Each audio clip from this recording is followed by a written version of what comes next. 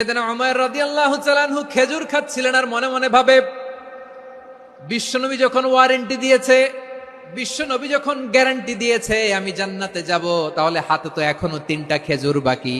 এই 3টা খেজুর যদি খাই তাহলে জান্নাতে ঢুকতে দেরি হয়ে যাবে। সুবহানাল্লাহ পড়েন। হাতে কয়টা খেজুর? 3টা খেজুর। বিশ্বনবী বললেন, উমাইর আনতা মিন আহলিহা, তুমি ওই জান্নাতের অধিবাসী, তুমি জান্নাতি। উমাইর চিন্তা করলেন, আমি জান্নাতি, নবীর মুখ দিয়ে যখন বেরোইছে ওই জান্নাতে তো আমার ঢুকতেই হবে, কিন্তু হাতে 3টা খেজুর খেয়ে যদি জিহাদের ময়দানে যায় তাহলে জান্নাতে যেতে তো দেরি হয়ে যাবে।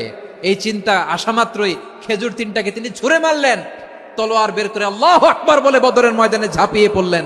আল্লাহর শত্রুদেরকে কচুকাটা করে এক পর্যায়ে শাহাদাতের সুধা পেয়ে নিজেও জান্নাতি হয়ে গেলেন। পড়েন সুবহানাল্লাহ। আমরা দুনিয়ার বুকে আমরা হয়েছি দুনিয়ার পাগল, ক্ষমতার পাগল, সম্পদের পাগল, খ্যাতির পাগল। বিশ্বনবী তার সাহাবাদেরকে বানিয়েছিলেন জান্নাতের পাগল। পড়েন সুবহানাল্লাহ। ওই জান্নাতে আমরা যেতে চাই কি চাই না? একা না সবাই মিলে? একা না সবাই?